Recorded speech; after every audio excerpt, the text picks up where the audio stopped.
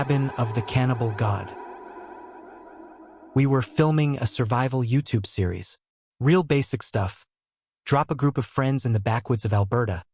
No cell phones, no GPS, just old-school gear and a cabin to return to in 5 days. There were 5 of us: me, Ty, Liam, Marcus, Danny, and Troy. We called the series Off-Grid or Dead, and we'd built a decent following. Most of our audience thought it was staged. Hell, sometimes it was, but not this time. The plan was simple: 5 days in the woods, 1 marked trail, and a rustic hunter's lodge we were supposed to reach and use for shelter by day 3. The GPS coordinates were provided to us in advance, and we had printed maps.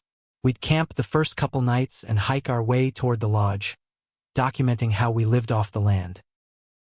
The helicopter dropped us 15 kilometers into the forest, gave us a thumbs up, and disappeared. The air was crisp and dry, and the treetops swayed like they knew something we didn't. The first day was great: laughing, fishing, foraging. Marcus found a half-rotted deer skull and put it on like a hat. Troy filmed the whole thing, chuckling, "Thumbnail gold, baby!"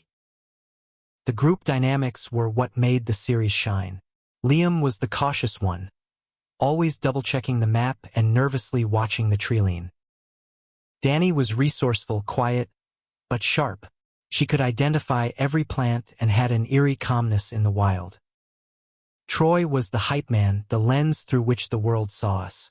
And Marcus was chaos incarnate. Loud, wild, unpredictable. The viewers loved him. By the second day, we started getting turned around. The trail markers were gone. Liam swore we were still heading north, but even Danny said the moss growth and sun placement didn't make sense.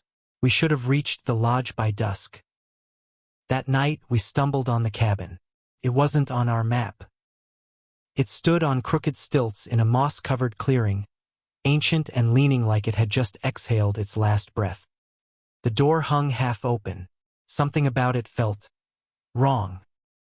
"This isn't the hunter's lodge," Liam said, frowning at the crumbling wood. "That place was supposed to have solar panels and a red tin roof." Danny studied the symbols carved into the frame. "This is older than it should be, like pioneer era." We argued about whether to stay. Liam and Danny voted no. Marcus said we were losing daylight and we needed shelter. Troy sided with Marcus; it would make great footage. I didn't want to split up, so I agreed. Marcus marched inside first. "I claim this house in the name of YouTube," he yelled. Inside, the air was dense with mildew and rot. Strange carvings lined the beams. Symbols, animals with human faces, and one central figure. A twisted thing with deer antlers, hollow eyes, and a ribcage splayed open like wings. We laughed it off, set up base camp just outside the cabin, and filmed our nightly commentary. But something had changed. The woods went too quiet. That night we heard scratching on the walls. Not mice, not wind. Long, deliberate drags of claws on old wood. I checked outside. Nothing, but the forest smelled different, sweet almost, like rotting syrup. Morning came. Marcus was gone. His boots sat neatly by the cabin door. His sleeping bag was empty. We searched the woods, screaming his name. No tracks, no blood, nothing. Troy thought it was a prank. "He's messing with us," boosting the drama. But Danny was pale. She pointed to the symbol above the door, an eye carved upside down. "That wasn't there before," she whispered. That night, we barricaded the door. Danny started praying under her breath. Liam tried to laugh it off but didn't sleep.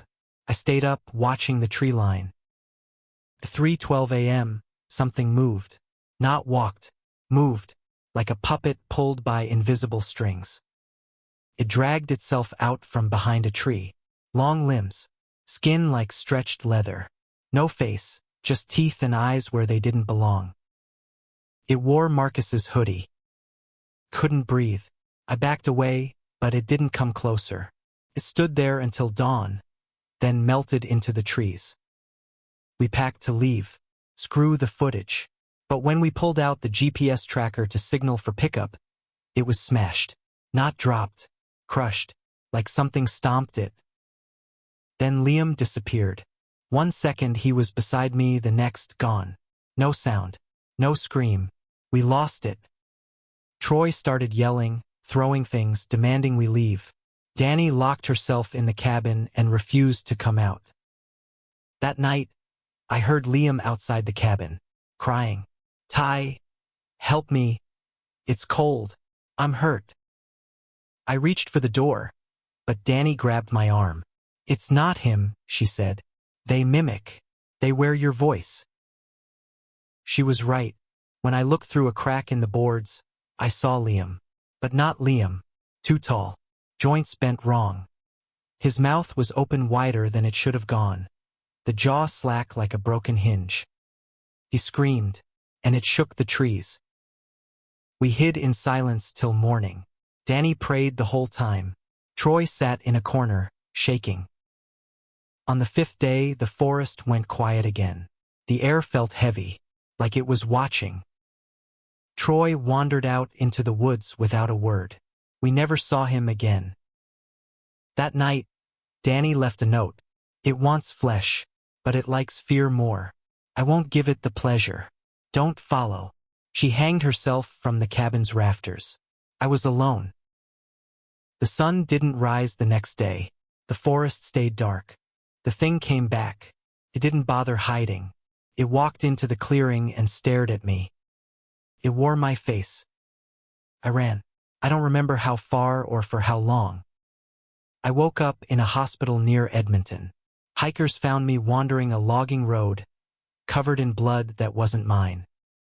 They never found the cabin. No footage, no gear, no friends, just me. And sometimes I still hear them calling at night. Danny, Marcus, Liam, in voices that sound just a little too perfect. I don't answer, but someday I think I will.